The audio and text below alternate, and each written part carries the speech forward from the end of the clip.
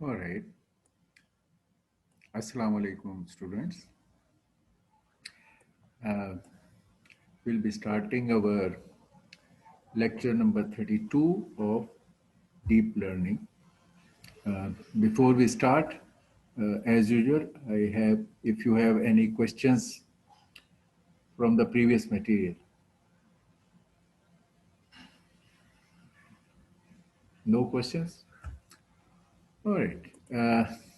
In our last class, we covered first.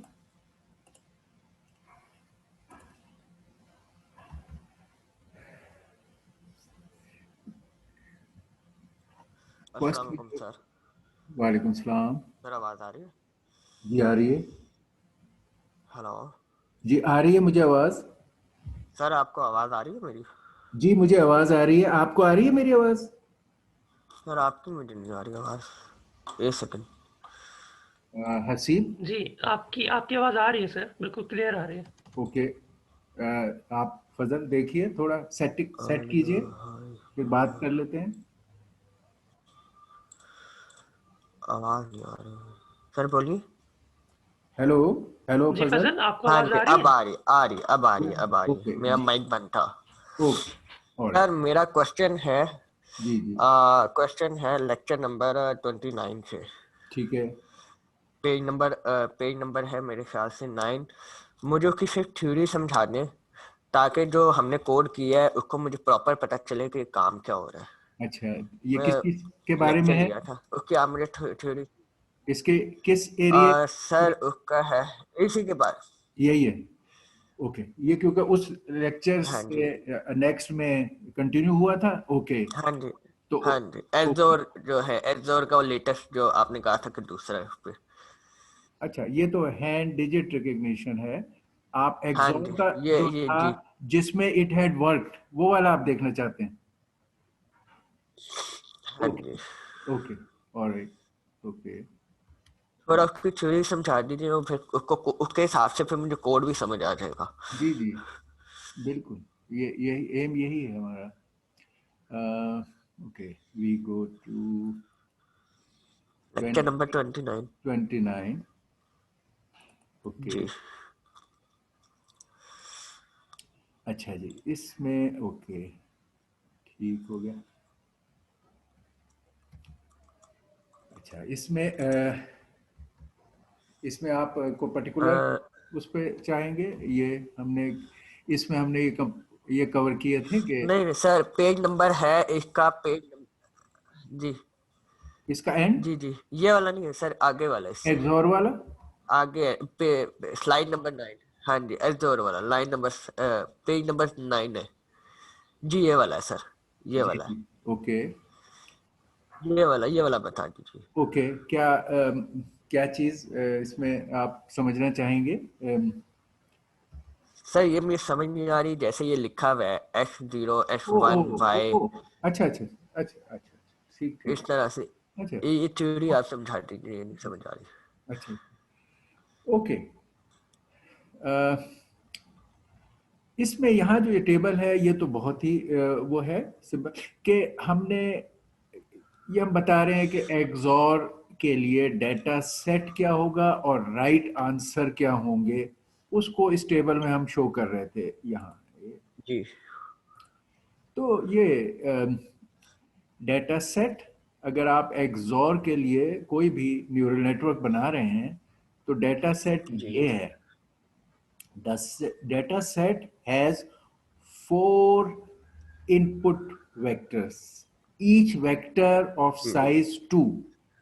ये जो inputs हैं आपके, ये वेक्टर हैं 00 01 10 11. These are the four input vectors that makes your data set for this XOR case. For each vector, typically we need a correct answer given, जो training के दौरान इस्तेमाल भी होता है, टेस्टिंग के दौरान भी इस्तेमाल होता है। तो ये जी y, ये आपका करेक्ट आंसर्स है। ठीक हो गया। हर जगह हम x और y, अक्सर एक बिग x और y देखते हैं। बिग x का मतलब है दिस होल थिंग, और जी y का मतलब है ये वेक्टर आंसर्स का। ठीक है। हमने बहुत जी दफा आपको ये बताया कि अक्सर जब हम काम करते हैं, जो मैंने यहाँ पर जो आपको एक्सप्लेन किया है वो ये बताया है इस जगह कि हम नॉर्मली एक हमारे पास जब हम ट्रेन करते हैं किसी चीज को तो हमारे पास ये डब्ल्यू होता है।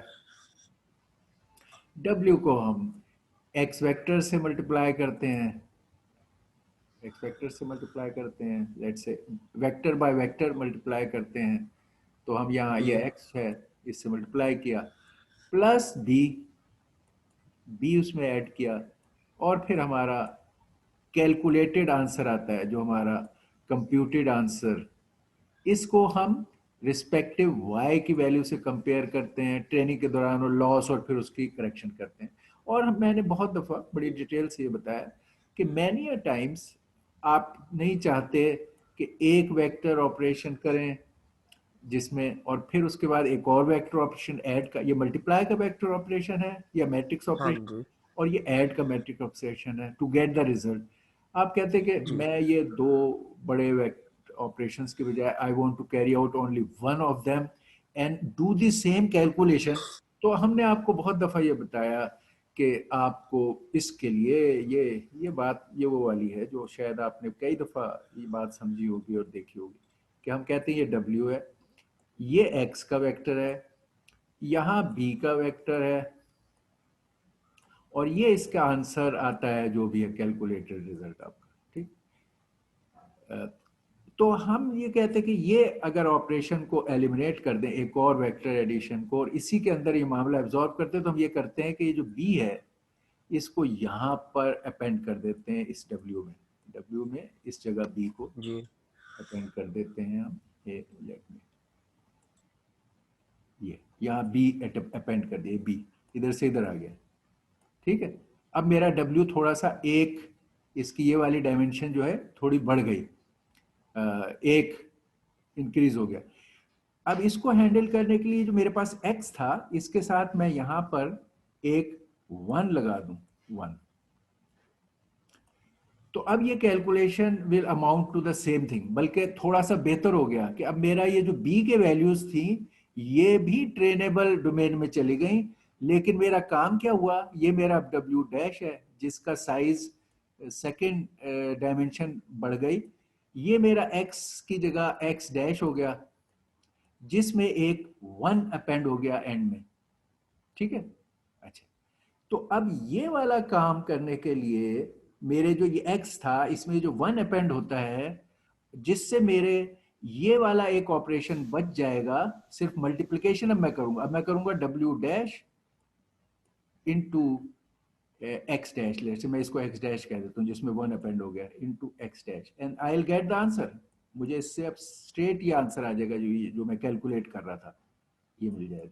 ठीक, तो मैंने एक एडिशन ऑफ मैट्रिक्स और वेक्टर को खत्म कर दिया और वही काम मेरा रिजल्ट रहा। ये वो 1 है कि मैं अपने x के एंड पे एक 1 अपेंड कर देता हूँ यहाँ, ये फिर दूसरे x के एंड पे फिर 1 अपेंड कर देता हूँ, तीसरे वेक्टर जी x पे फिर।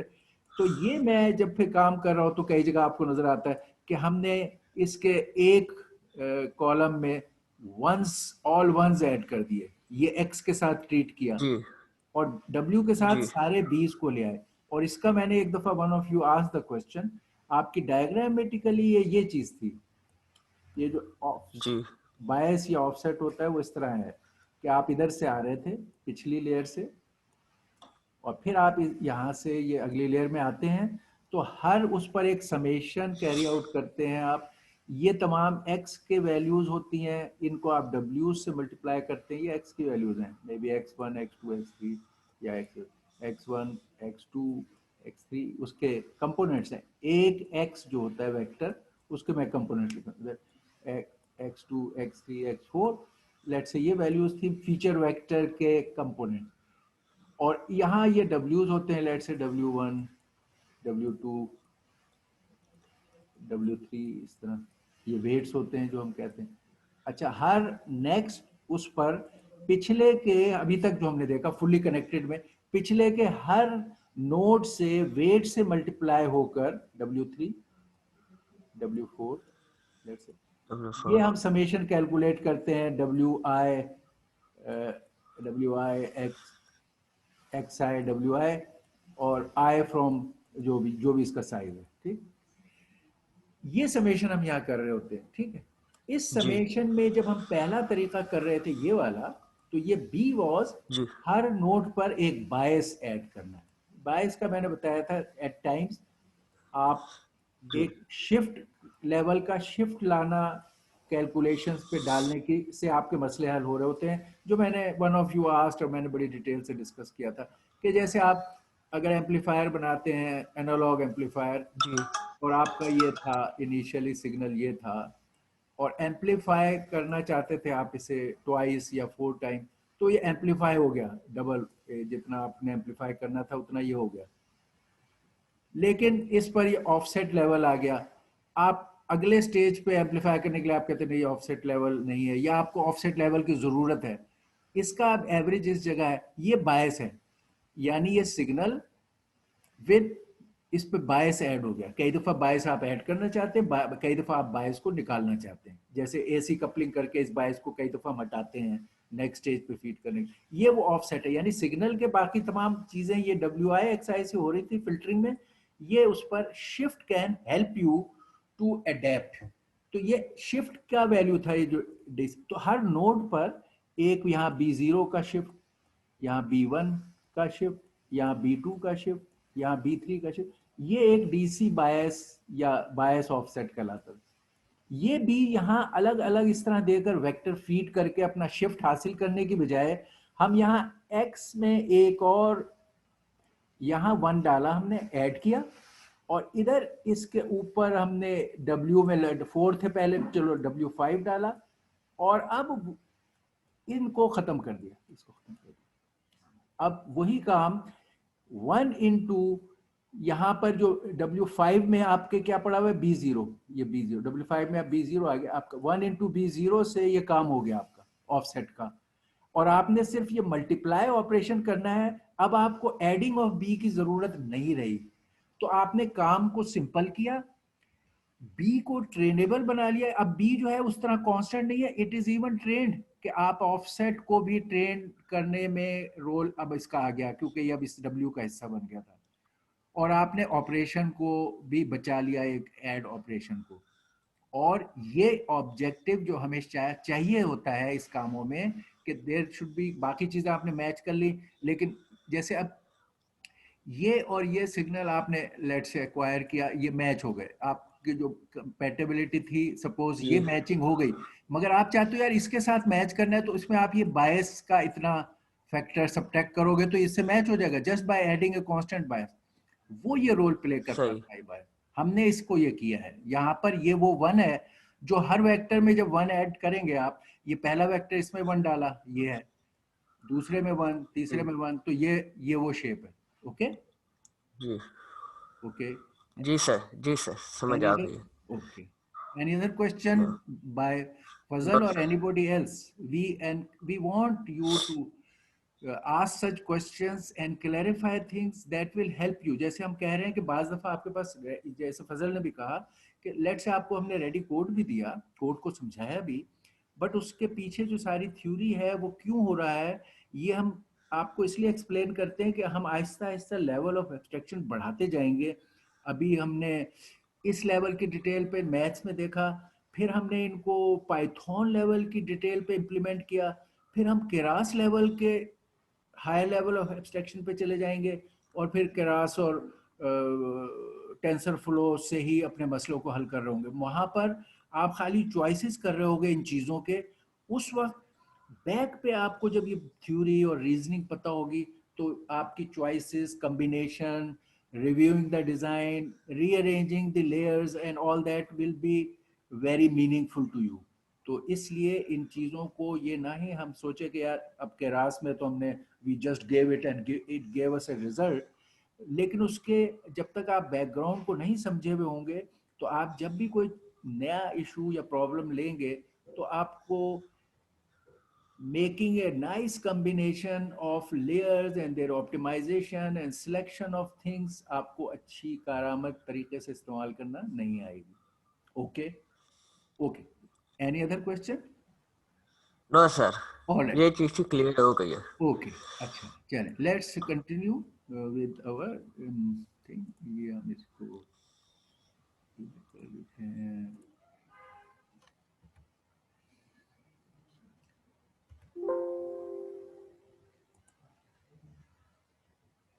Okay, इसको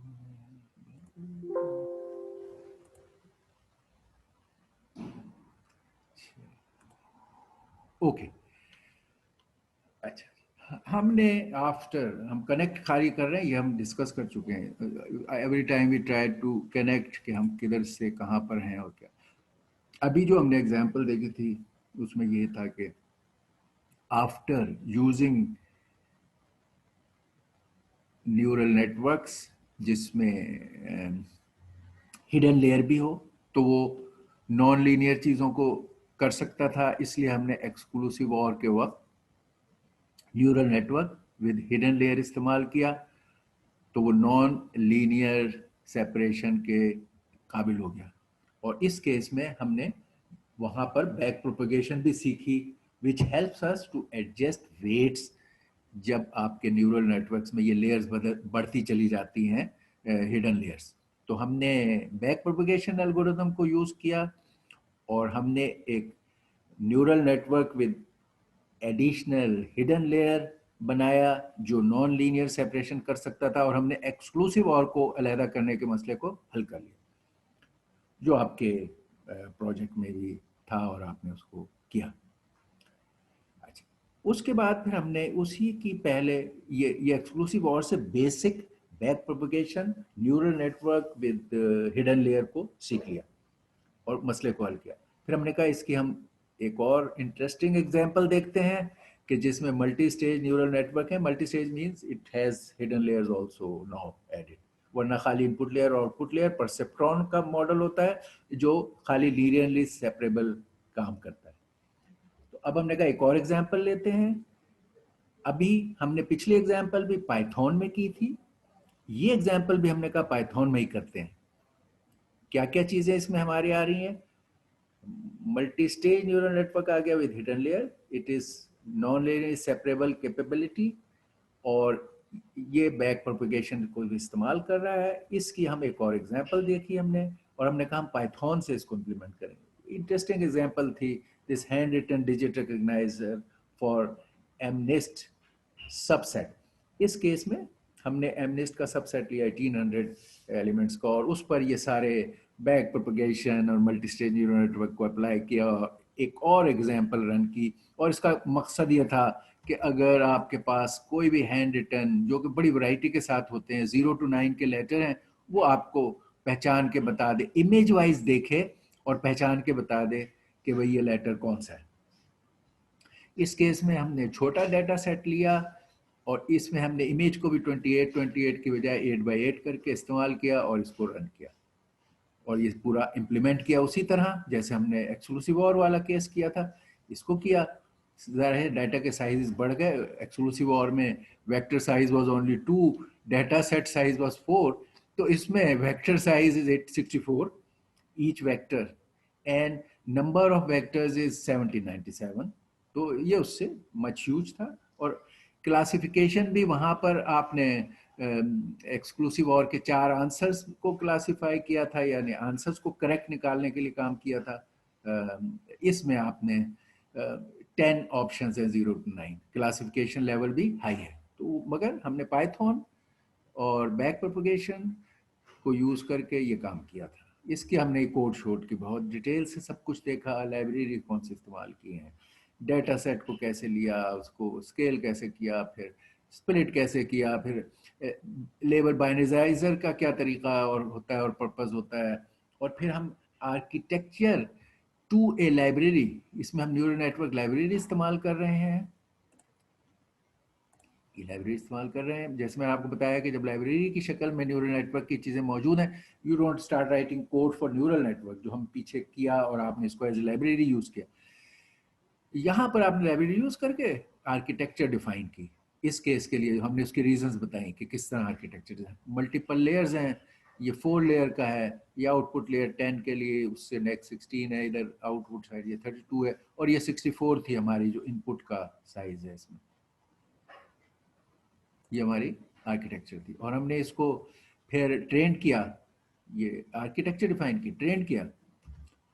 ट्रेन करने के बाद अब ट्रेंड हो गया है, तो अब हमने इसको टेस्ट किया, टेस्ट डाटा के ऊपर, यहाँ टेस्ट डाटा है उसके ऊपर प्रिडिक्शंस निकाली, टेस्ट किया, और फिर रिजल्ट्स को क्लासिफिकेशन रिपोर्ट से रिजल्ट्स प्रिंट किए कि परफॉर्मेंस कैसी है। ये सारे काम करके हमने देखा, ये हमें रिजल्ट्स मिले कि performance it was a bigger problem, loss decrease pretty quickly, performance for each digit was very high, average performance was 98%। ये हमारे लॉस के डिक्रीज होने का with the increase of EPO, जैसे जैसे इंक्रीज होती है EPO हमारा लॉस डिक्रीज हो रहा है। इसका ये प्लॉट हमने बनाया है, और ये हमारे परफॉर्मेंस का प्रिसीजन की इंफॉर्मेशन है। ये ट्रेनिंग के दौरान विद इंक्रीज ऑफ EPO किस तरह लॉस डिक्रीज हो रहा है, और इसका प्लॉट है।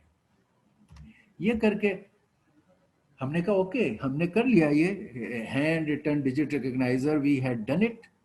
अब हमने कहा कि okay let's move to the next level of abstraction for designing neural networks. अब हमने यहाँ पाइथन के बजाय कहा Keras. It's a library which works at higher level, it's dedicated for these tasks, neural networks के लिए। तो इसमें हमें ये होगा कि we can describe things at much higher level of abstraction, कि हमने आर्किटेक्चर दे दी और ये किया और उसको उससे फ़ायदा उठाया, और डेटा सेट्स भी अवेलेबल हैं, और ये बहुत सारी फैसिलिटीज़ इसमें मौजूद हैं जो हम देखेंगे। तो हमारा काम इससे आसान होना चाहिए एज ए यूज़र। तो हमने कहा वो ओके ये मैं जी जी यस ओके। तो हमने वही प्रॉब्लम हैंड रिटन डिजिट रिकग्नाइजर का अब कहा केरास से सॉल्व करते हैं। Very well known library, still so much in के पहले मल्टीपल सपोर्ट्स के सपोर्ट करती थी बैक एंड पे, और टेंसरफ्लो को भी करती थी, मगर अब टेंसरफ्लो 2 में Keras and TensorFlow got married with each other, and now it is tf.keras which we will be using। तो इसलिए Keras is the thing to learn for the people who work with neural networks or in deep learning। तो हमने कहा वही problem जो अभी हमने Python से किया था। पाइथन का मतलब है आप बिल्कुल बेसिक स्क्रैच से लैंग्वेज के यूज करके आपने उस चीज को बनाया, ताकि आप उसकी तमाम मैकेनिज्म देख सको, कैलकुलेशन देख सको, जो हमने की है कई दफे। अब हम कहते हैं उसी प्रॉब्लम को हम केरास से हल करते हैं। अब केरास पावरफुल था, हमने कहा अच्छा ये करते हैं। एक तो ये किया कि ये जो सेट था एमनेस्ट का, उस वहाँ सब सेट इस्तेमाल किया, हम फुल सेट इस्तेमाल कर लिया। वहाँ 1800 थे, यहाँ को 70,000 प्रोबेबली इसके हैं। उतने डाटा को इस्तेमाल करें डिजिट्स के, on a much bigger problem, इसको हम सॉल्व करते हैं विद द केरास। ओके, तो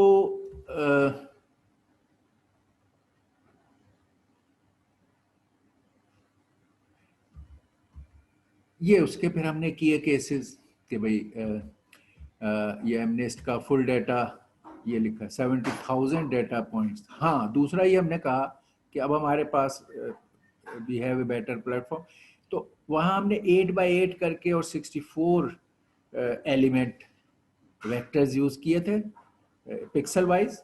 यहाँ 28x28 जो कंप्लीट था उसको ही फ्लैटन करके हमने इस्तेमाल किया वेक्टर। तो much bigger data size, much bigger single each vector which is 78 4 dimension. इसके साथ अब हमने वही प्रॉब्लम हैंड रिटन डिजिट का केरास यूज करके सीखा, और केरास में ये हमने सारा देखा लाइब्रेरीज हमें कौन कौन सी हैं। थोड़ा ये आप एक मेजर सा देखोगे कि केरास के एंगल से खसूसन ये हमने देखा ये कि ये आपको लेयर्स के आर्किटेक्चर, यानी लेयर्स बाय लेयर आर्किटेक्चर को डिफाइन करने के लिए सीक्वेंशियल का इसने दिया है अपने मॉडल्स के लाइब्रेरी में। और इंटरकनेक्टिविटी को अगर फुल्ली कनेक्टेड, जो अभी तक हम मॉडल देख रहे हैं कि between the layer each previous point is connected to each next point, fully connected का जो कॉन्सेप्ट होता है, इसको डेंस के नाम से उसने दिया है। तो आप ये खाली ये डेंस और सीक्वेंशियल, ये आर्किटेक्चर, ये कनेक्टिविटी, और यहाँ पर फिर ये ऑप्टिमाइजर्स के इसके पास ऑप्शन है, मल्टीपल ऑप्शंस हैं। हमने मोस्ट पॉपुलर एंड नोन जो हमें पसंद था और हम पहले भी बार बार इस्तेमाल हमने किया, SGD, ठीक है, ग्रेडियंट डिसेंट का स्टोकेस्टिक ऑप्शन जो है वो हमने इसमें इस्तेमाल किया। ठीक, ये बड़ी चीजें हैं। यानी अब केरास से क्या हुआ कि इसकी लाइब्रेरी में model, interconnectivity and optimisation just by selection at a very decent high level of abstraction हम कर सकते हैं। इसी तरह डेटा सेट भी हम इसमें इस्तेमाल करेंगे। तो ये डेटा सेट जो कि sklearn में मौजूद था वहाँ से किया। वो जो प्लॉट वगैरह आप देख रहे थे, ये हमने पहले सीखा था शुरू में जब पाइथन कर रहे थे। मैटप्लॉटलिब की पाई प्लॉट पोर्शन को उसको यूज़ करके हम कर रहे हैं। तो ये हमारी इसकी मेजर चीज़ें। बाकी हमने ये पहले ये पार्ट हमें पता था हमारे पास sklearn में ट्रेन, टेस्ट, स्प्लिट और क्लासिफिकेशन। अब हमारा ये चेंज हुआ इसमें चंद चीज़ें, और उस पर हमने फिर ये सारे कोड लिए, लिखे, डिस्कस किए। मे बी ये भी हमने देख लिया था कि भाई ये क्या लेबल बाइनराइजर से क्या मुराद है और इसका क्या फ़ायदा है। ये वो चीज़ें हैं जो मैं कह रहा हूँ। केरास होने से आर्किटेक्चर को, जो इस केस में थी 784, 256, 128, 10, इसको डिफाइन करना वाज दैट सिंपल कि ये जो सीक्वेंशियल का मॉडल जो केरास देती है वो हमने मॉडल में लिखा, यानी अपने इंस्टेंशिएट किया मॉडल के नाम से, और फिर इस मॉडल में ऐड करते गए लेयर्स, पहली, दूसरी, तीसरी। पहली लेयर में 784 से 256 किया है। आगे सीक्वेंशियल का मतलब है अब ये यहाँ से चलेगा। अगली में 256 से 128 किया है, तीसरी में 128 से 10 किया है। और हर केस में, हर लेयर में जो एक्टिवेशन फंक्शन आप, हमने वैरायटी ऑफ एक्टिवेशन फंक्शंस किए थे, वो सब इसमें अवेलेबल हैं। यू जस्ट नेम देम और वो एक्टिवेशन फंक्शन भी इस्तेमाल कर देगा। So it has become very highly honed on to solving your problem. इसी तरह हमने देखा कि ये there are so many optimisation function, और उसके लिए पहले आप कोड्स भी लिखते रहे हैं। इसमें इट्स सो रेडीली अवेलेबल कि you had to just tell कि मैं SGD इस्तेमाल करना चाहता हूँ और उसका स्टेप साइज ये है, और इससे आपका इंस्टेंस बना, और इस इंस्टेंस को आपने यूज़ किया ऑप्टिमाइज़र के तौर पे, और इसने वो सारा काम मैट्रिक्स भी कैलकुलेट की, मॉडल के उस पैरामीटर में एक्यूरेसी और ये क्रॉस एंट्रोपी लॉस फंक्शन इस्तेमाल करके, और आपको ये इसने रिजल्ट प्रोवाइड कर दिया। ये H में आपके how many pose, what is the batch size, यहाँ आपने ट्रेनिंग कर रहे हैं आप, और इसमें आपने ये, इसके लिए मैंने बताया थी वैलिडेशन डाटा का वर्ड यूज़ किया, वो उसकी रीजंस भी हमने बताई थी और उसको क्या था, क्या होता है। ये इसको बना के हमने ये प्रिडिक्शंस, ये वो है कि अब आपने अगर डिज़ाइन कर लिया है, ट्रेन कर लिया है, आप उसे टेस्ट करते हैं। तो यहाँ पर इस वक्त जो चीज़ हमने टेस्ट डाटा का हिस्सा था, उस पर ये प्रिडिक्शन का कैलकुलेशन किया। वही मॉडल जो हमने मॉडल बनाया हुआ है, मॉडल डॉट प्रिडिक्ट, ये हमने उसका मेथड इस्तेमाल किया, और टेस्ट एक्स को इस्तेमाल करते हुए इसको टेस्ट किया, जिससे परफॉर्मेंस के पैरामीटर निकले। टेस्ट वाई में राइट आंसर थे, उन राइट आंसर को और प्रिडिक्टेड आंसर को क्लासिफिकेशन रिपोर्ट में कंपेयर किया और रिजल्ट दे दिया। तो ये हमने काम, हमारी ये ओवरऑल सारी स्कीम थी। ये उसके हमने जो मैंने बताया था मैट प्लॉट, उसको यूज़ करते हैं हम, तो उससे हम ये सारी चीज़ें जो हमने वहाँ शो करनी है वो सब प्लॉट कर सकते हैं। इसकी डिटेल हमने उस वक्त सीख ली थी कि जब हमने मैट प्लॉट लिप किया था। अब हमने खाली उसको यूज़ करके यहाँ पे ये ग्राफ्स बनाए। ग्राफ्स की शक्ल में ये है, टेबल की शक्ल में हमारा रिजल्ट। ये ट्रेनिंग के दौरान ये बता रहा है कि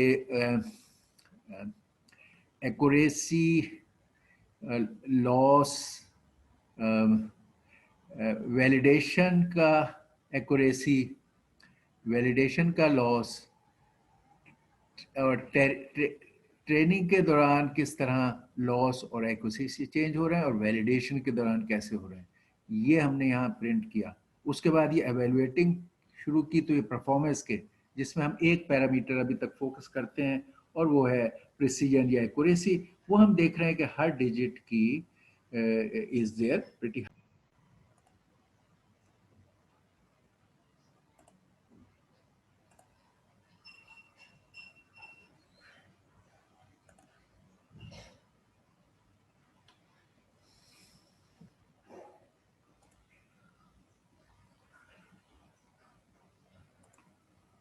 ओके, अच्छा, तो हमने देखा कि अब हमने ये रिजल्ट प्रिंट किया। अब हमारा data size was also much bigger और हर vector size was also much bigger, और हमने उस पर ये रन किया। ये ट्रेनिंग के दौरान और वैलिडेशन के दौरान किस तरह लॉस चेंज हुआ और रिजल्ट ऑफ परफॉर्मेंस एक्यूरेसी रहे, ये ट्रेनिंग के दौरान और ये वैलिडेशन के दौरान, या जिसको कहें टेस्ट के दौरान हम अभी कह रहे हैं। ये दोनों पैरामीटर, ये टेबुलरली ड्यूरिंग ट्रेनिंग और ड्यूरिंग टेस्ट, ये रिजल्ट्स हमने वैल्यूज वाइज प्रिंट किए। इस तरफ परफॉर्मेंस के एक्यूरेसी का, हर डिजिट की एक्यूरेसी परसेंटेज क्या रही, तो हम देख रहे हैं प्रीटी हाई एक्यूरेसी रिजल्ट, और ये एवरेज हमारा रिजल्ट 92% परफॉर्मेंस में रहा। तो ये हमने सब देख लिया। अब हमने केरास यूज किया, फुल सेट ऑफ एमनिस्ट यूज किया, और डिजिट रिकग्नाइजेशन को कंप्लीट तरीके से कोड के हर लाइन को समझते हुए इंप्लीमेंट करके रन किया। ओके, ये वो जो हमने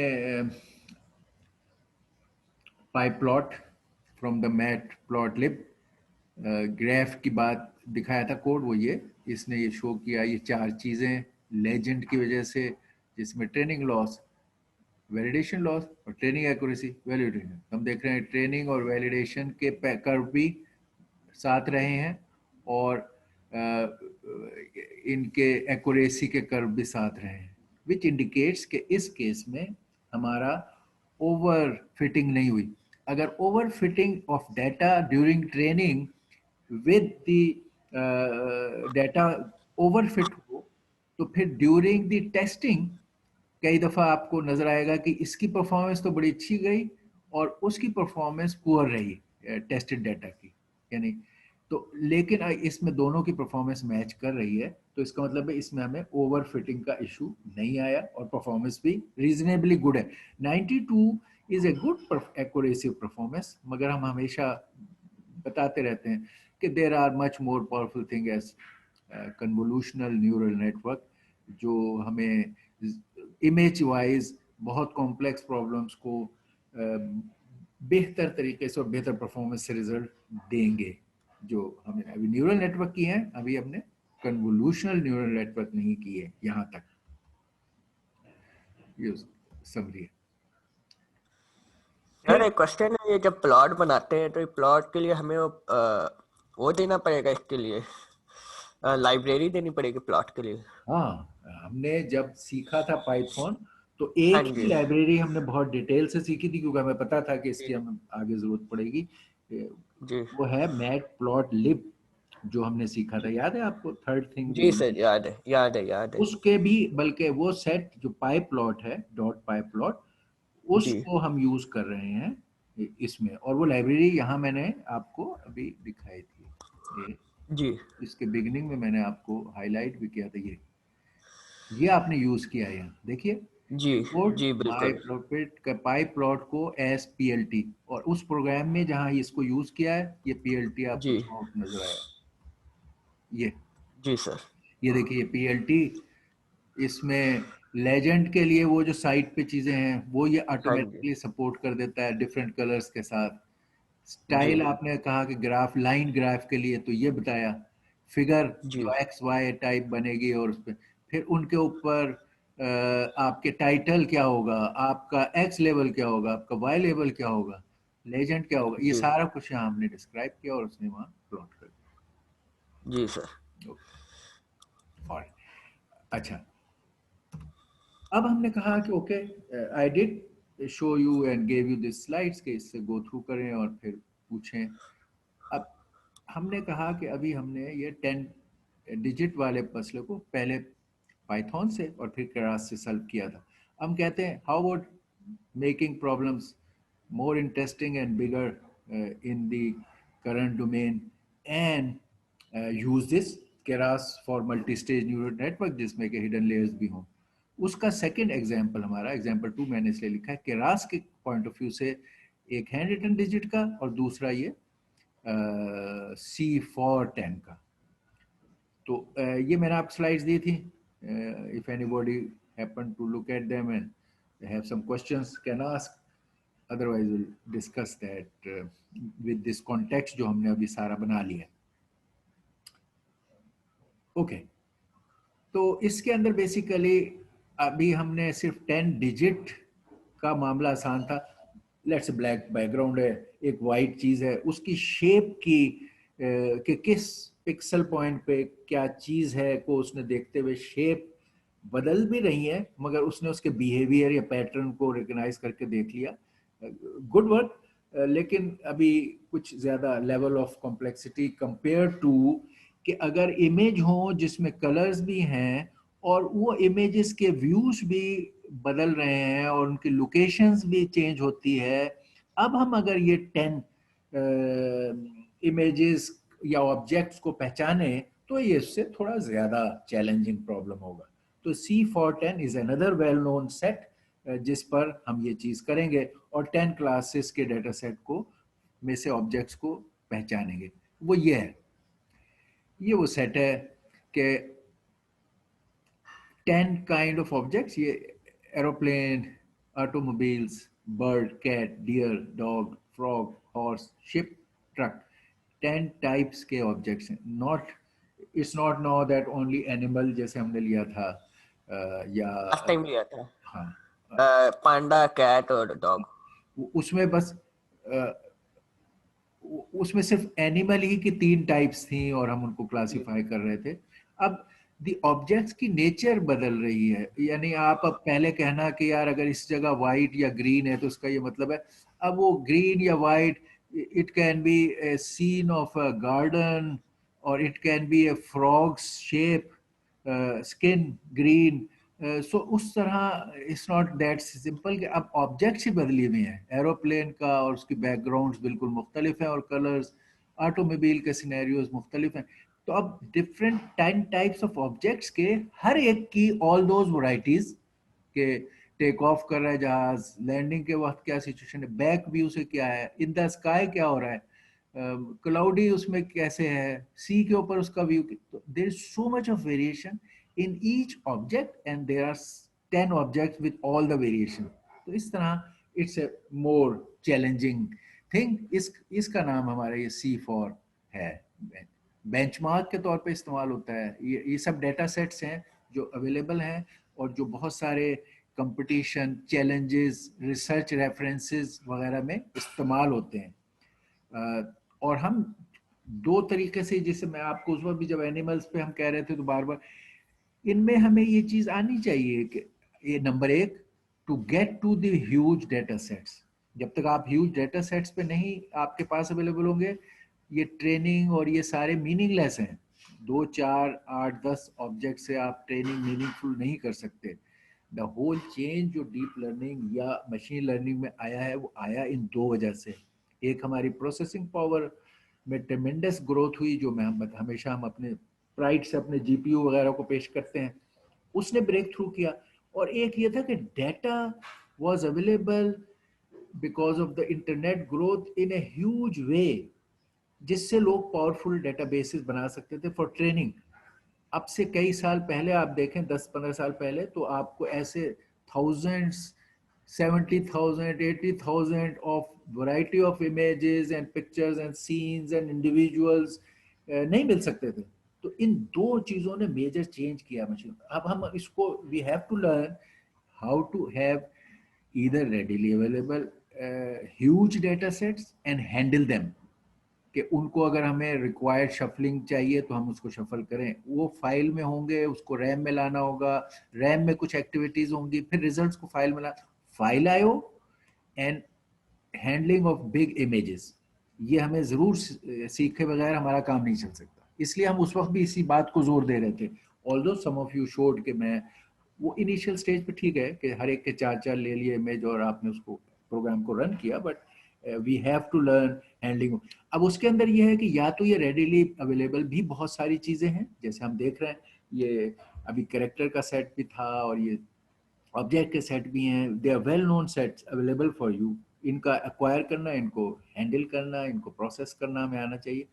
उसके अलावा अगर आपको अपने किसी स्पेसिफिक प्रॉब्लम को एड्रेस करना है जिसमें ये चीज़ें इस शक्ल में नहीं अवेलेबल हैं, जैसे हमें थोड़ी सी कस्टमाइजेशन अगर करना पड़ी कि 2 अलग अवेलेबल हैं, एक अलग अवेलेबल है और उनको मिक्स करें, शफल करें, तो हमें वो आना चाहिए। अदरवाइज हम मीनिंगफुल डीप लर्निंग या मशीन लर्निंग नहीं कर रहे होंगे। Handling of data, processing, collecting, अगर बिल्कुल नई चीज़ है तो at times you will build your own database and that also will be required to be huge. तो आपको ये आर्ट आना डाटा हैंडलिंग का जरूरी है।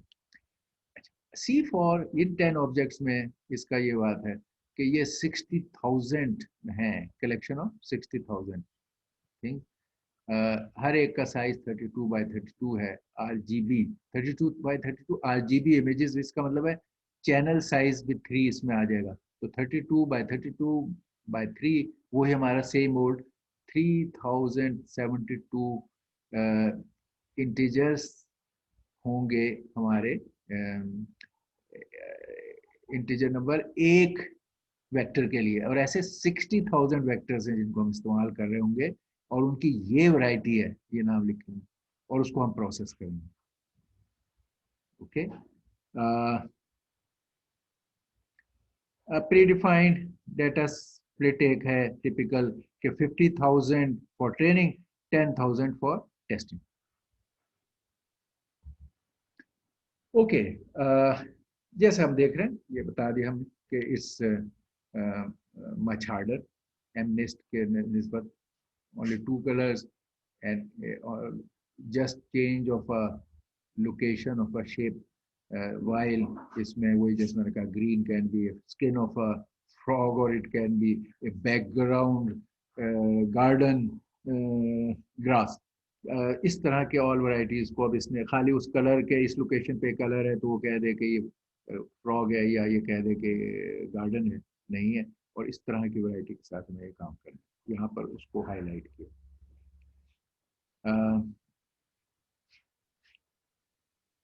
ये हम बाद में ये भी देखेंगे, अभी हम fully connected in between the layer fully connected option को इस्तेमाल कर रहे हैं और प्रॉब्लम सॉल्व कर रहे हैं। जैसे जैसे प्रॉब्लम का साइज बढ़ता जा रहा है और प्रॉब्लम की नेचर बढ़ती जा रही है, it's not a good idea. Fully connected is never popular in those domains. And interestingly हम देखेंगे आगे जब न्यूरल नेटवर्क्स पे जाएंगे तो हमें नॉट फुल्ली कनेक्टेड इज, एक तो कॉस्टली बहुत था इंटरकनेक्शन, जो हमारे लिए डिजायरेबल नहीं है जब साइज बढ़ रहा है। दूसरे हम देख रहे हैं कि हमें उससे बेहतर ऑप्शन है, यानी कम कनेक्टिविटी पे बेहतर परफॉर्मेंस के मॉडल्स हम बना सकते हैं जब हम कन्वोल्यूशनल न्यूरल नेटवर्क पे जाते हैं। तो ये बड़ी इंटरेस्टिंग बात है कि हमेशा ये नहीं है fully connected is not always. एक तो फुल्ली कनेक्टेड अमूमन नेटवर्किंग और कनेक्शन में तो ये होता है कि हम कहते हैं कि it's a better option but it cost us, तो हम फिर लेस बेटर ऑप्शन पे जाते हैं जो हमने पहले सीखा था जब इंटरकनेक्शन नेटवर्क सीखे थे। मगर इसमें आपको ये इंटरेस्टिंग बात मिलेगी कि नॉट ओनली कि इसकी कॉस्ट ज़्यादा थी और आप अगर दूसरा कनेक्ट ऑप्शन इस्तेमाल करेंगे तो आपको कॉस्ट बचेगी, बल्कि आप कहेंगे कि मैंने वो कम भी किया और परफॉर्मेंस भी बढ़ाई because of using a better technique of processing things in the way which is convolution. बहरहाल अभी हम फुली कनेक्टेड के साथ चल रहे हैं और एक एग्जांपल हमने वो देखी थी, अब दूसरी देख रहे हैं। इसके अब वो जो कोड के सारे पार्ट, पहले आप पाइथन उसमें पाइथन पाइथन या कोड जो लिखते हैं अपना, उसमें लाइब्रेरीज को, सारी रिक्वायर्ड लाइब्रेरीज को शुरू में कॉल करते हैं, एक्वायर करते हैं। तो ये देख रहे हैं कि इसमें एक तो मैंने ये बता दिया था जो पीछे भी आपने किया, sequential tensor STD coming from Keras, ठीक। अच्छा, उसके अलावा ये प्री प्रोसेसिंग, एसकेलर के प्री प्रोसेसिंग से हम लोग लेबल बाइनराइजर इस्तेमाल करना है। परफॉर्मेंस के लिए एसकेलर की मैट्रिक्स वाले लाइब्रेरी से classification report which you generate in the end, जहाँ एक्यूरेसी और वो हमारे पास आती है वो लेना है। ये हमारा ग्राफ प्लॉट करने के लिए लाइब्रेरी है जो अभी हमने बात की है। और ये नंपाई हमें मालूम था कि this will be everywhere. we selected, there are so many libraries, so we have to be very selective कि कौन से के लर्निंग मैक्सिमाइज बेनिफिट देंगी। तो ये आपको वो नजर आएंगे यहाँ एज एनपी नंपाई का, और ये हमारा कमांड के उसको पार्स करने में।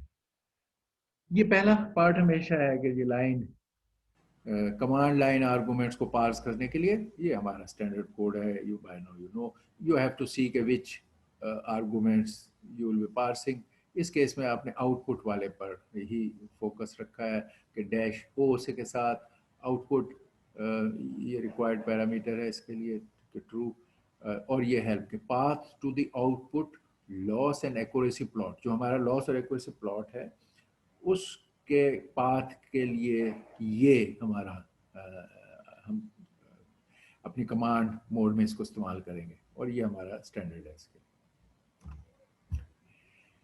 ये अब हम एक pattern of how to write the code और design the code using Keras, ये भी हमारा एम है सेकंड एग्जांपल से। और भी दूसरे एम है मगर एक एम ये है।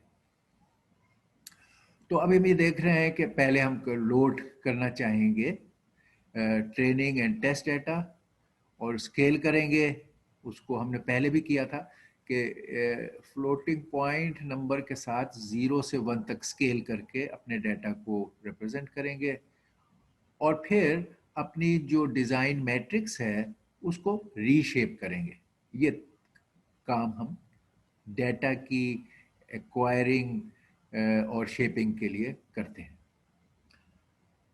तो पहले हमने ये मैसेज एंड में आपको नजर आते हैं, यहाँ मेंशन कर सकते हैं कि you are loading C410 data, ये कमेंट आएगा। अब लोडिंग में आपने क्या किया, क्योंकि ये इसमें एस के लर्न में साइंटिफिक के उसमें ये डाटा सेट्स में अवेलेबल है। ये कहाँ से हम कह रहे हैं इसकी बात, ओके।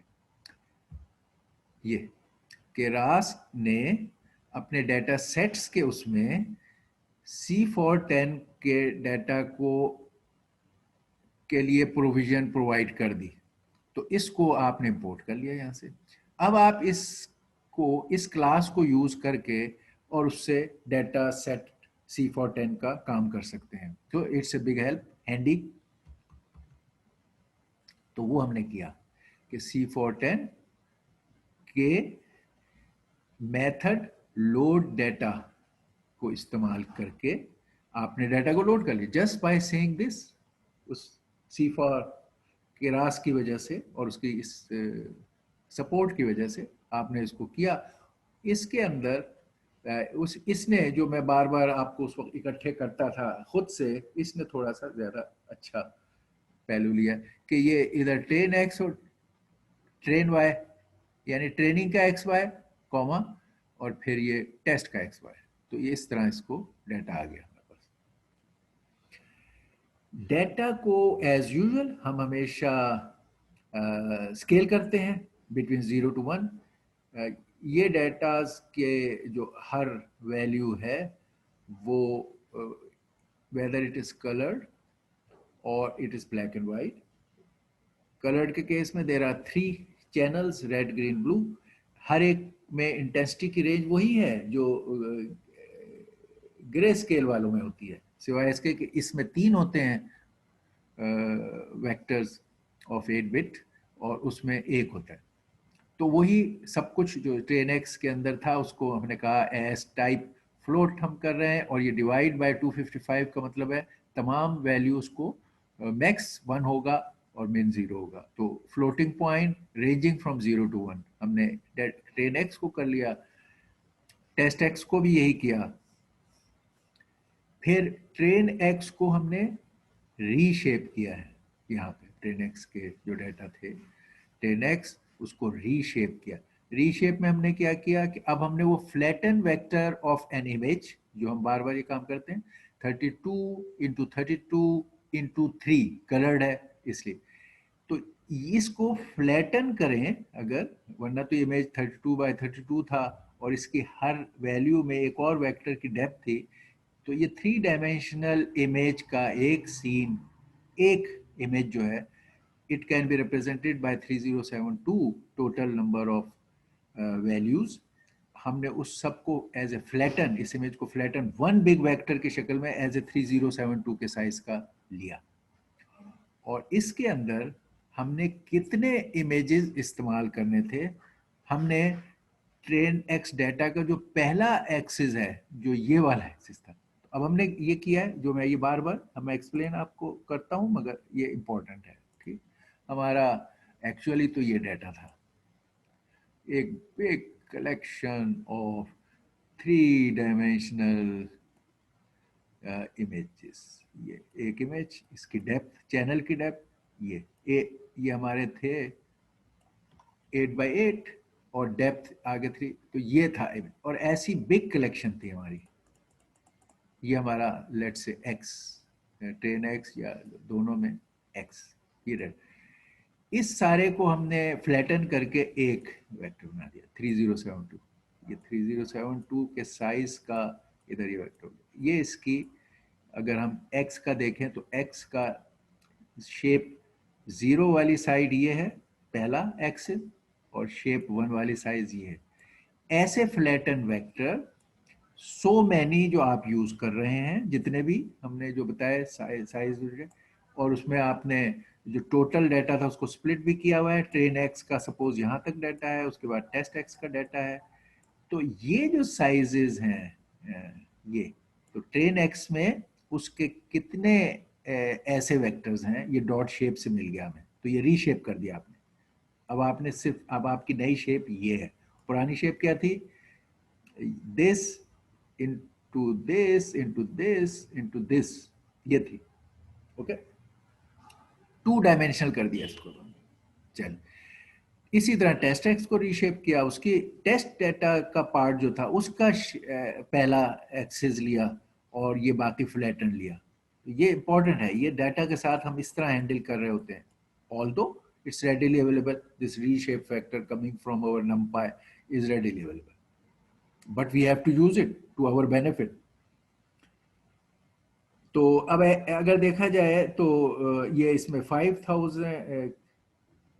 50,000 जैसे हमने कहा कि ये वाले हैं, ये टेस्ट डाटा के 50,000, और 10,000 जो है वो, सॉरी 50,000 ट्रेन डाटा के 10 और 10,000 उसके, और बाकी ये चीज़ है। इसको फ्लैटन आपने कर लिया इनटू दिस शेप। ये था पहले 50,000 32 32 3, अब ये है 50,000 307। इसी तरह ये भी 10,000 32 32 3, अब ये है 10,000। ओके, वो आपको हर दफ़ा बताता है कि इसको कितना साइज चाहिए, आपको वो चीज़ों का ख्याल रखना होगा, और उसको अगर प्रॉब्लम या कुछ आए तो you should be aware of that कि इस डाटा को कितने स्पेस ऑक्युपाई कर रहा है। अगर आपका सिस्टम उतनी स्पेस नहीं रखता तो आपको उसके बारे में भी पहले से करना है। इसको 170 मेगाबाइट्स की मेमोरी की ज़रूरत है जब आप इसको रैम में स्टोर कर रहे हो from your file data set, और उसके लिए कुछ टाइम भी वो अक्सर बताता है कि be patient, may be it takes depending on the data size, it may take couple of minutes और सेकेंड्स और सो। तो वो भी 2 बातें, टाइम और साइज, आपने डेटा के स्टेज पर ऑब्जर्व करने हैं और उसको हैंडल करना है। अच्छा, C410 के डाटा सेट में ये हम बहुत डिटेल से समझ चुके हैं कि इंटीजर वैल्यूज को, जैसे वहाँ भी थी 0 to 9 और इस तरह इंटीजर चीज़ों को अगर लेबल को बाइनराइजर कर लें तो it helps lot of methods in our library. तो यू ऑलवेज डू दैट। ठीक, तो हम कह रहे हैं हम इसको यहाँ ये उबानाइजर हमने कर दिया, ये हमने पाया दोनों को।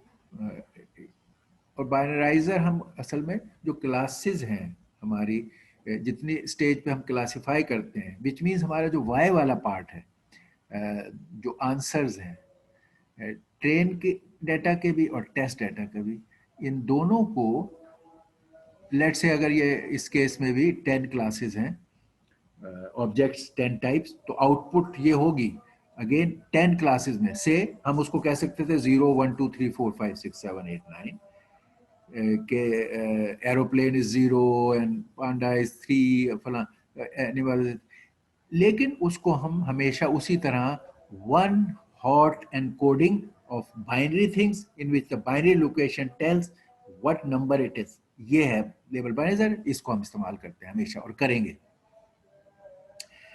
ये हमारे वो लेबल्स के नेम्स हैं, aeroplane, automobile, bird, cat, deer, dog, frog, horse, ship. Label names को हम यहाँ इनिशियलाइज कर सकते हैं। अच्छा, ये हमने फिर दोबारा a very handy thing available in Keras, हमारी अब आर्किटेक्चर का ये है कि हमारे इनपुट वेक्टर का साइज, हमने कहा हर वेक्टर जिसको फ्लैटन किया था वो 3072 है, वो फीड होगा सबसे पहले इनपुट वाले लेयर पे।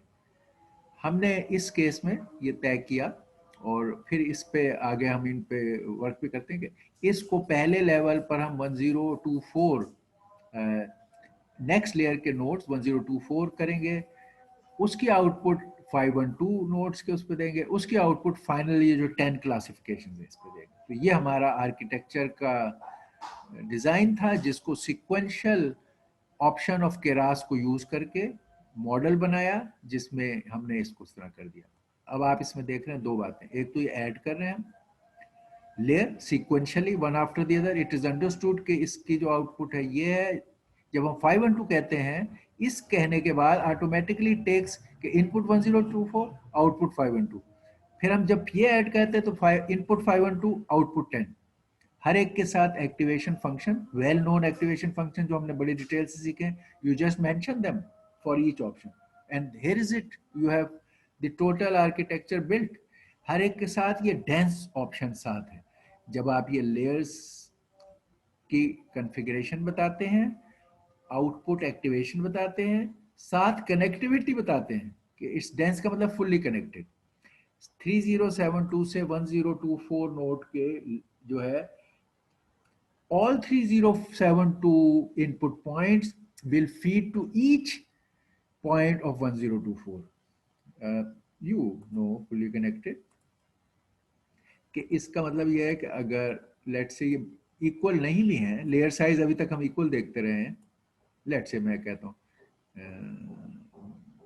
चले 4 और सपोज यहाँ 2 हैं, ये हमारे आर्किटेक्चर में कम भी हो रहे हैं, इससे बात नहीं, बट फुली कनेक्टेड मीन्स कि पिछले का हर नोड ने इसके को फीड करना है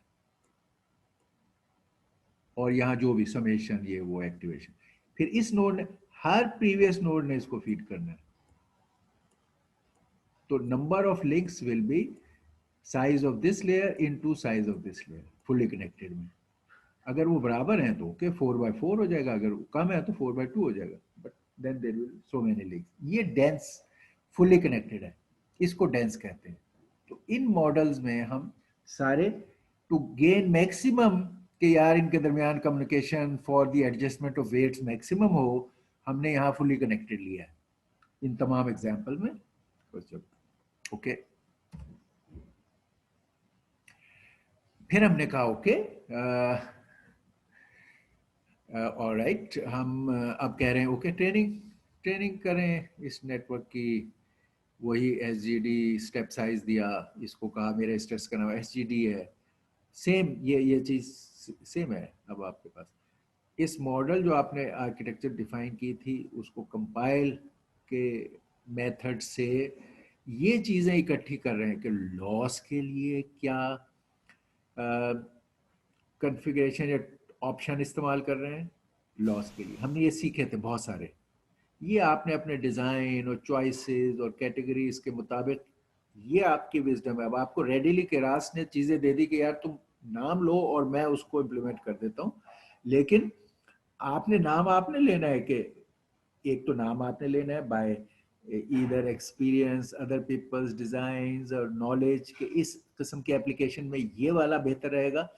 और दूसरा, जब आप नए मॉडल्स बनाते हो, उनको ऑप्टिमाइज और ये कर रहे होते हो, तो फिर आप इन चीज़ों से यू प्ले अराउंड कि मैंने एक दफ़ा ये इस ऑप्शन से इस रीज़न की वजह से बनाया था तो इसके रिजल्ट्स ये आए।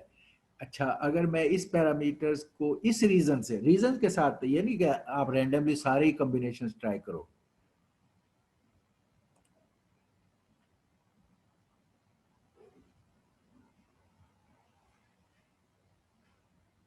ओके, तो आपने यहाँ चूज किया कि मैं क्रॉस एंट्रोपी इस्तेमाल करूंगा लॉस फंक्शन के लिए। फिर आपने चूज किया कि ऑप्टिमाइजर में मैंने ये वाला ग्रेडियंट डिसेंट जो कि स्टोकेस्टिक ऑप्शन को इस्तेमाल करता है और स्टेप साइज ये है, ये चूज किया। फिर मैट्रिक्स में आपने कहा मैंने एक्यूरेसी को प्रिंट करना है, तो ये आपके कंपाइल किया मॉडल को। और फिर अब आपने यहाँ ट्रेनिंग की फिट के जरिए से, जिसमें ये ट्रेनिंग के एक्स वाई, ये वैलिडेशन के एक्स वाई या टेस्ट डेटा के एक्स वाई, ये नंबर ऑफ इपोज, ये बैच साइज, और ये इसको एच में डाल लिया। फिर आपने कहा कि okay let's evaluate the network, जो हमने पीछे भी किया है। अगेन आप प्रोसेस को बड़े अंडरस्टैंड करके रिपीट कर रहे हैं, and you should be able to write your own codes for your for problem solving by looking at these understanding.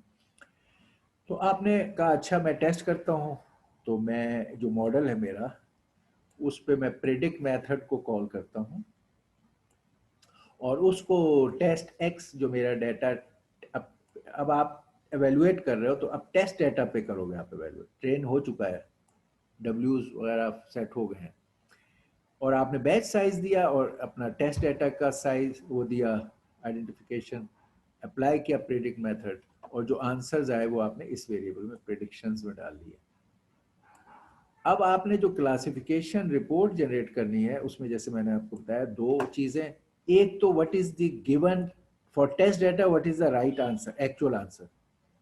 ठीक, ये मैंने बता दिया था कि मैक्सिमम वाले जो वैल्यू है आंसर में, उसका आर्गुमेंट आप निकालेंगे, उससे आपको ऑब्जेक्ट पता चल जाएगी कि आर्गुमेंट ऑफ जिसकी प्रोबेबिलिटी हाईएस्ट है, एक्स इज वन। ये एक्स इज वन मैंने ये भी डिस्कस हर दफ़ा किया है कि आपके ये एक्सिस वन है, इस एक्सिस में ये सारे आपके आंसर्स आए हैं 10, और आप इन 10 आंसर्स में से इंडेक्स चाहते हो argument of the one which has the highest value of probability in your answer. तो ये टेस्ट डाटा भी का आंसर्स इसी तरह दिए हुए हैं और प्रिडिक्टेड डाटा के आंसर भी इसी तरह आएंगे, और इनको देखकर आप फिर वो निकालेंगे कि इनमें एक्यूरेसी कितनी है, कितने मैच कर गए, कितने नहीं किए, और इससे आप क्लासिफिकेशन रिपोर्ट जिसमें एक्यूरेसी होती है वो जनरेट करेंगे। ये टारगेट नेम्स हैं लेवल्स के। ये अगेन वो कोड जो अभी हमने देखा, सिमिलर कोड, आपको वही चीज़ें प्लॉट करनी है। You had a different database, you may have a different results, मगर आपको इसको उस किस्म के ग्राफ पर जो आपने पीछे देखा था प्लॉट करना है। द प्लॉट में भी डिफरेंट, बट अब आपको देखेंगे code is more less same, कि वही सारी चीज़ें आप देख रहे हो। ट्रेनिंग लॉस एक्यूरेसी को लॉस एक्यूरेसी, वाई एक्सिस पर, एक्स एक्सिस पर नाम क्या चाहिए, ठीक है, टाइटल क्या चाहिए, लेजेंड, आउटपुट, ये सारे इधर प्लॉट करने के लिए चारों वैल्यूज जो प्लॉट की हैं, और ये ग्राफ का मॉड्यूल और ये उसकी फिगर, तो सेम थिंग। ये अब हम देखें इस केस में C410 के केस में हमें ये चीज़ मिली है, वही loss accuracy for both training and validation. ये हमारी उसकी प्रिसीजन वाला परफॉर्मेंस। अब आप देखें ये इंटरेस्टिंग अब होगा, इधर से मोटिवेशन आपको मिलेगी कि यार ओहो, while we had a good, Keras was there for our help, लेकिन Keras cannot solve the problem of what kind of challenge was there in the data and how good your neural network performs on it. Keras is facilitating you to define your design and architecture and run the thing and see how good it did. But बाकी मसले अभी आप ही के domain में है, आपने करने मसले हैं.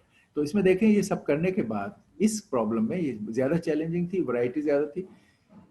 एक तो इंडिविजुअल के आप देखते हैं कि प्रिसिजन्स आर नॉट, ये जो डियर 52% का मतलब हुआ ये तो, और ये तो रैंडमली भी कोई चीज़ आप करते, खैर ये 10 चीज़ें हैं तो 1/10 के 10% रैंडम में हर एक का चांस था, उनसे तो बेहतर इसने कर दिया. हर इंडिविजुअल इज ये 50 और ये इस तरह overall 57%, very low level of accuracy. हमने अभी पीछे देखे जब प्रॉब्लम वाज लेस चैलेंजिंग, वो जो लेटर्स थे इसी तरह के रास से किए और डाटा सेट लिया तो उसमें हमें परफॉर्मेंस बहुत हाई मिली. इसमें it was more difficult, more challenging. हालांकि आपने कंप्लीटली कनेक्टेड भी किया सारा कुछ, बट परफॉर्मेंस ये उसके प्लॉट्स हैं जो आपने अभी बनाए हैं उस प्रोग्राम से, पाइप प्लॉट वाला. और ये उसमें ओके ये लेजेंड कहने की वजह से जितने प्लॉट आपने उसको दिए हैं उसकी ये खुद कलरिंग यहाँ सिलेक्ट करेगा और एक साइड पे लेजेंड डाल देगा और लेजेंड की वो वैल्यूज जो आपने ग्राफ की वैल्यूज यूज की हैं वो देगा. ये वो आपका इस matplotlib which is helping you so much. ये आपकी फिगर था जिसके एक्स एक्सिस का लेवल आपने दिया, वाई एक्सिस का लेवल आपने दिया, रेंज ऑफ वैल्यूज आपने बताई, ये सब कुछ उसने आपको हेल्प की टू प्लॉट दिस ग्राफ. ये चारों चीजें इस केस में अब जो प्लॉट हो रही हैं, ये इंटरेस्टिंग है कि ट्रेनिंग का लॉस, ये ट्रेनिंग ठीक कम हो गया, उतनी तेजी से नहीं हुआ मगर ट्रेनिंग लॉस कम होता जा रहा है. अच्छा, अब आप देखें वैलिडेशन लॉस. वैलिडेशन लॉस हमारा वैलिडेशन लॉस ब्लू, ये देखिए ये काफी रिपल कर रहा है, कम नहीं हुआ बल्कि एक स्टेज पे बढ़ना शुरू हो गया. हियर इज ए प्रॉब्लम कि अगर ये है वो ओवरफिटिंग वाला सिचुएशन कि डाटा ट्रेनिंग के वक्त तो बहुत फिट हो रहा है और बड़ा अच्छे रिजल्ट दे रहा है, जो आपने एक्चुअल आपका एम था कि आपने अननोन डाटा को या टेस्ट डाटा पे देखना है, ये ट्रेन करने के बाद यू वांटेड कि okay how does it work, how does it work is showing bad performance. ठीक है, इसी तरह ट्रेनिंग की एक्यूरेसी का प्लॉट ये हमारा है और वैलिडेशन की एक्यूरेसी का प्लॉट. तो वैलिडेशन की एक्यूरेसी तो थोड़ी सी बढ़ी है, बेहतर हुई है, फिर रुक गई है. ट्रेनिंग की एक्यूरेसी में थोड़ा सा इजाफा हुआ है, वो भी रुक गया. लेकिन ये जो लॉस वाला मामला है ये गैप क्रिएट कर रहा है between the training thing and, ये वो मामले थे जिनके लिए हम कह रहे थे कि हम हाइपर पैरामीटर्स के ज़रिए से इन मामलात को रेगुलराइजेशन, जैसे हमने कहा था कि it has gone over fitted with this training thing and badly fitted with this, इसको ओवर फिटिंग कहते हैं.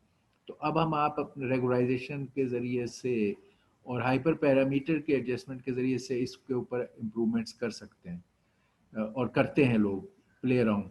But there is so much you achieve by those things, but it will still give you a bad result or not too good result with C410. You need some better models and approaches to perform better on the image based things which have much more variety. और वो फिर हम we keep saying today we'll say here it is, and that is convolutional neural network. वो हमारे इन चीज़ों की performance को बहुत बेहतर तरीके से इम्प्रूव कर सकते हैं. So after keep saying that on our last so many lectures, we waited. This is our for the image and image vision and image processing areas of deep learning, which are very large. Convolution neural network is the thing in our present time. As usual, इसकी learning को भी हम दोनों level पर करेंगे convolution neural network में। पहले Python, Y हम हमेशा पहले पाइथन करते हैं कि हम उसको in our own control from the scratch, looking at each part of the network and carrying out actions. तो हम अपने थोड़ा सा लो लेवल पर काम कर रहे हैं ताकि हम हर चीज को क्लोजली दे सकें। जैसे लोग जब असेंबली वगैरह में काम करते हैं, you are very close to the hardware to see what is happening. फिर आप हायर लेवल पे चले जाते हैं जैसे सी या उससे भी ऊपर के, तो आप शायद मॉडल या कोई ब्लॉक या एक इंस्ट्रक्शन देखकर और काम कर रहे होते हैं, ठीक है, या मैट्रिक्स की मैट्रिक्स मल्टीप्लिकेशन होकर कर रहे होते हैं। वो आपको as a programmer later stage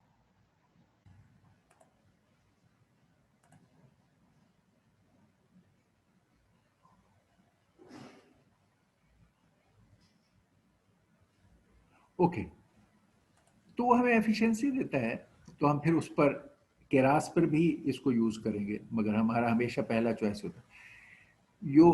you are lucky कि हमने फॉर अदर रीजंस हमें we knew at that time, क्योंकि वो is very popular for deep learning and machine learning thing, तो हमने इवन क्यूडा सी जब सीखा तो हमने अच्छी खासी अंडरस्टैंडिंग कन्वोल्यूशन प्रोसेस की डेवलप की। वहाँ हमारा एम ये था कि एक good example where you need lot of parallel processing to speed up that activity, वहाँ हमारा फोकस ये था। हम वहाँ बट वी न्यू कि ये एक popular way of solving many problems in present times हैं, जिनमें से एक ये कन्वोल्यूशन न्यूरल नेटवर्क में इस्तेमाल होता है। I did mention also couple of times about it. तो हमें अब वो नॉलेज और वो detailed working with the convolution is going to come very handy for us. Otherwise people get really stuck up कि यार ये कन्वोल्यूशन न्यूटन नेटवर्क में ये क्या हो गया, और उस पर ही जो आप जैसे उस वक्त परेशान हुए जब कन्वोल्यूशन सीख रहे थे, अब वो आपके पास रेडीली अवेलेबल है। और ये मैं हमने जो बताया था इमेज की फिल्टरिंग बाय डिफरेंट फिल्टर्स जो हमारे कर्नल्स कहलाते हैं, उनके ज़रिए से हम करते हैं। ईच इमेज के पिक्सल पर जाकर कन्वोल्यूशन का कर्नल अप्लाई करते हैं और उसके रिजल्ट को फिर आउटपुट मैट्रिक्स में डालते हैं। और वो जो ऑपरेशन है that is a dot product operation of total matrix dot product, ठीक। तो ये हमारा अब इसका पार्ट है जिसको हम आपको खाली इंट्रोडक्टरी लेवल पर आज बता देंगे, और फिर हम इसकी डिटेल को भी जैसे हम रिवाइज करते वक्त देखते हैं वो है। तो इसके स्लाइड्स भी मैं आपको दूंगा, उनको आप पहले देख लीजिएगा या बुक से आप देख लीजिएगा। We do things from our reference book, sorry.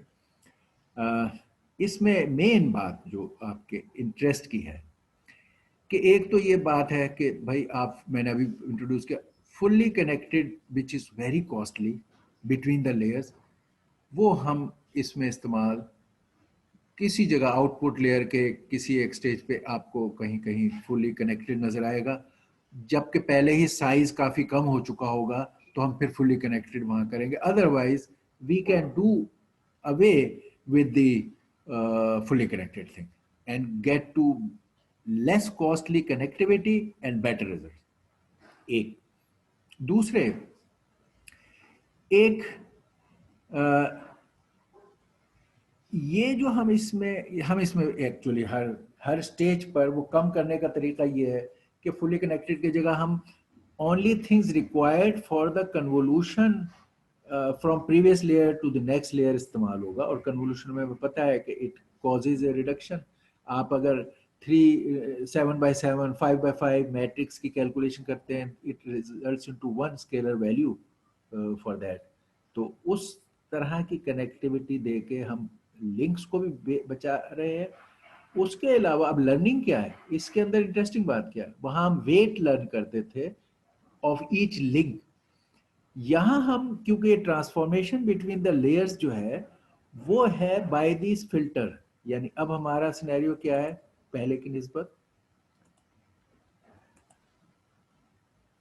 पहले हमारी एक लेयर थी और दूसरी लेयर थी, और इसमें हर पॉइंट जैसे मैंने बताया यहाँ से लेकर और यहाँ तक इसके साथ कनेक्ट था, और that was true for all point fully connected. अब हमारा इसके साथ इसका ताल्लुक यहाँ W's की बजाय, ये W's की बजाय हमारा यहाँ वो है, ये अप्लाई हो रहा है हमारे कर्नल्स। ये कर्नल लेवल पर इसके इनपुट्स इस आउटपुट को फिल्टर करके यहाँ पे वैल्यू जनरेट करती। इसका साइज कम हो गया कि आपने कर्नल के जितने पॉइंट्स हैं उनको यूज करना है। इससे जब गुजरेगा तो इस आउटपुट का साइज भी कम होगा, या चलो आउटपुट का साइज अगर हम सेम भी रख लें, मगर ये प्रोसेसिंग अब ऑल टू ऑल के बजाय कर्नल लेवल की प्रोसेसिंग। एक उसमें हम W लर्न करते थे, एक बड़ी इंटरेस्टिंग चीज है इसमें। हम ये अगरचे शुरू में हम क्यूडा सी में भी किया था, इसमें भी हम ये करेंगे कि हम बने बनाए जो लोगों के कर्नल्स हैं वो यूज करेंगे, सोबल का कर्नल और एज डिटेक्शन के कर्नल, और हम देखेंगे there are so many kernels जो बनाए होते हैं लोगों ने, फिल्टर्स डिजाइन किए होते हैं बाय हैंड, तो वो इस्तेमाल करेंगे और देखेंगे कि what is the result we get. मगर डीप लर्निंग का फायदा क्या है, इट इवन हेल्प्स यू। जैसे डीप लर्निंग हमें W's को सीखने में ऑटोमेटिक एक टूल है, इसी तरह इस कर्नल के वैल्यूज के क्या होंगी, हमारा वो जो 7x7 और 5x5 जो हमने पहले भी कहा था और अभी भी शुरू में करेंगे कि ये किसी बड़े वाइज पर्सन ने हमारे लिए बना दिया, हम उसको यूज कर, it will design and select a design for this kernel. तो out of so many choices उसके पैटर्न्स को देखकर design of kernel and selection of right kernel at each layers भी ये ऑटोमेट कर देगा। व्हाट अ फैंटास्टिक थिंग के मतलब, एंड उससे रिजल्ट भी हमारे अच्छे हो जाएंगे। तो ये हमें इसमें कन्वोल्यूशन न्यूरल नेटवर्क में एक बहुत बड़ा फायदा है। और एक ये है कि कन्वोल्यूशन न्यूरल नेटवर्क जिस तरह वैसे मल्टी स्टेज नेटवर्क में भी था, वो यहाँ पर भी आएगा। यहाँ पर उसके मीनिंग हम क्या जरा एग्जैक्ट कह रहे हैं कि अगर आपने इमेज क्लासिफिकेशन करनी है तो ये हायरार्किकल है, जैसे मल्टी स्टेज थे, CNN भी हायरार्किकल है। इसमें हायरार्की के मायने क्या हैं वो हम थोड़ा सा देख लेते हैं कि जैसे पहले दो लेयर्स ने रॉ पिक्सल डाटा को लिया फर्स्ट उसमें, और उसको लेट्स से यही फिल्टर अप्लाई करके एज डिटेक्शन कर ली। तो from raw pixel data to edge detection based results आपने कंपाइल कर लिए by passing through the filter at this level. अगली पेयर में it will start its work from edge detection inputs, and उन edge detection से from these shapes को, blobs और shapes को आइडेंटिफाई करेगा। अब नेक्स्ट पेयर ऑफ लेयर्स का काम क्या है कि अगर इनपुट एज डिटेक्टेड एजेस तक ग्रो कर गई है तो उसको शेप्स या ब्लॉब्स की शक्ल में आइडेंटिफाई करना। तो ये अगली लेयर का पेयर ये काम करेगा।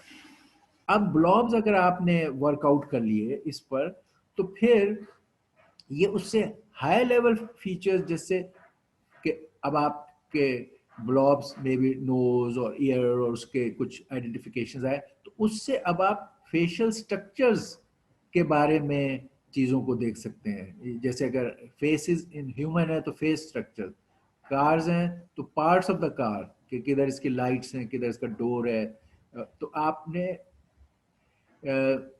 हाई लेवल ऑफ फीचर्स को आइडेंटिफाई करना शुरू कर दिया, जिससे फिर आप ऑब्जेक्ट्स की तरफ चले जाएंगे और ऑब्जेक्ट्स को पहचान लेंगे in even if it is in different shapes.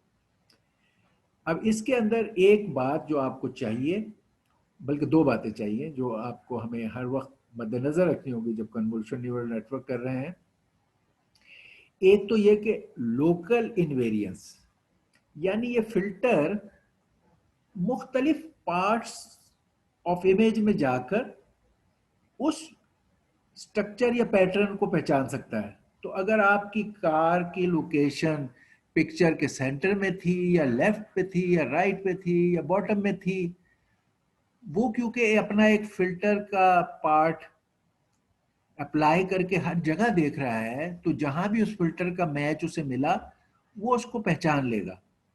तो ये इसको कहते हैं लोकल इनवेरियंस, यानी ये नहीं है कि हम कहें कि यार only A car in the centre of the picture पहचानी जाएगी, नहीं, उसका लोकल वेरिएंस को, इफेक्ट को ये हैंडल कर लेता है और हम कहते हैं लोकल इनवेरियंस। और दूसरा यही वाला है जो अभी बात हमने कहा, कंपोजिशनैलिटी, कि हमने उसको ये मल्टीपल हायरार्किकल लेयर से कंपोजिंग इफेक्ट लिया।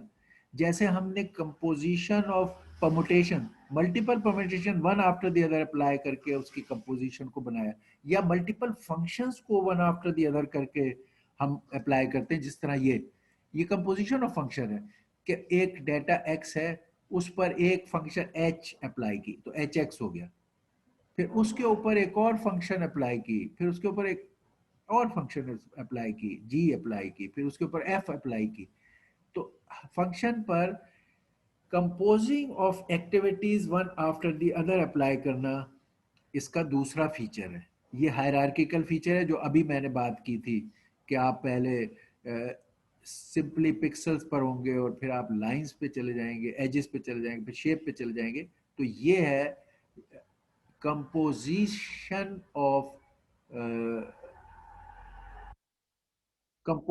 of actions, different layers to recognize things in computer। तो ये दो बड़े मेजर एक्टिविटीज हैं जो हम इसके केस में इस्तेमाल करते हैं।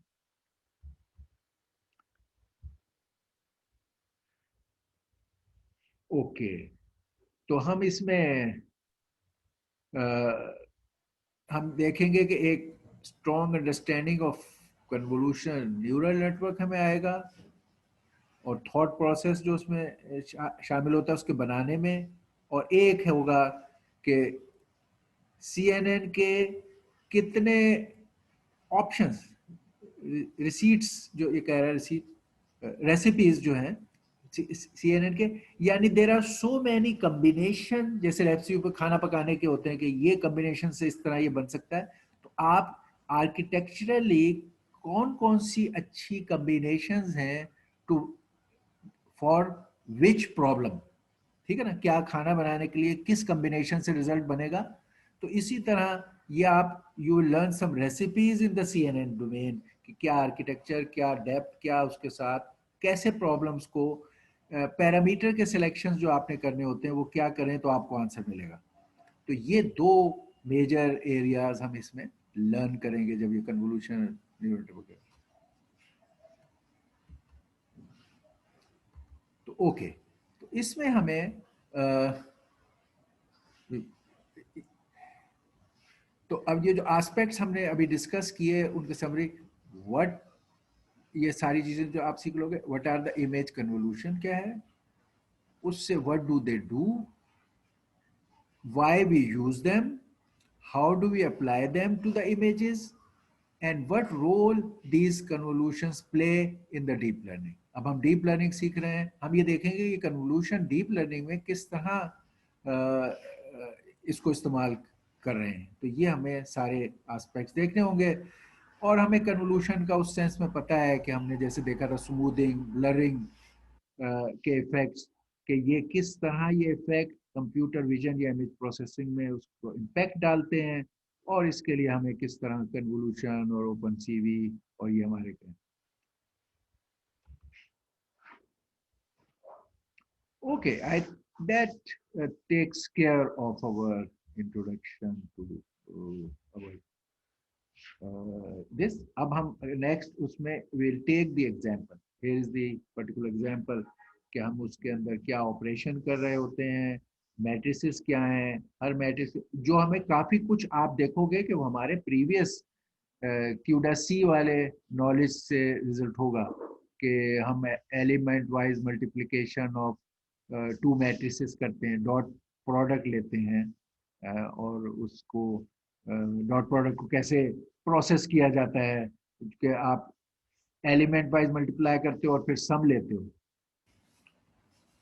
और एक ओके यहाँ पर कि अक्सर कन्वोल्यूशन का वर्ड हमने किया है और उसको सीखा है।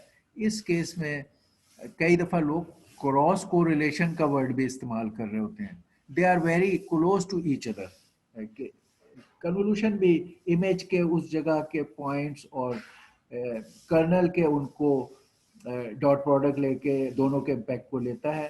क्रॉस कोरिलेशन भी यही काम करता है विद सम माइनर डिफरेंसेस कि इसमें अगर आई और के का हर आई जे पे आप कर रहे हैं तो वो इसको एम एन रख कर और इनमें माइनस करके कैलकुलेशंस करता है।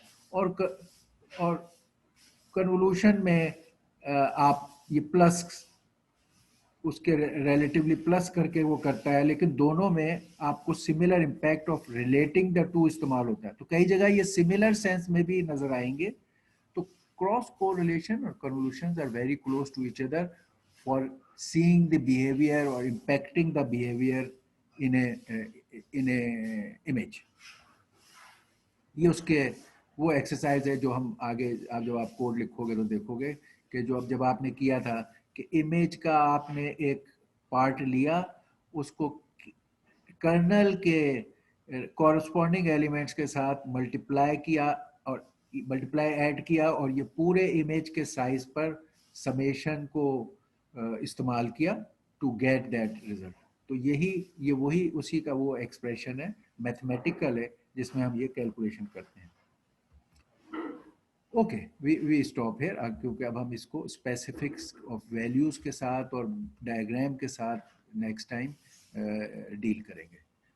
तो वी आर कन्विंस्ड कि convolution neural network is the way to go for solving complex problems in deep learning where there are many hidden layers. Okay, any question? If you have, please ask. Otherwise, I'll put these slides and you look through them and can ask questions in the next class, beginning of next class. Okay, Allah Hafiz.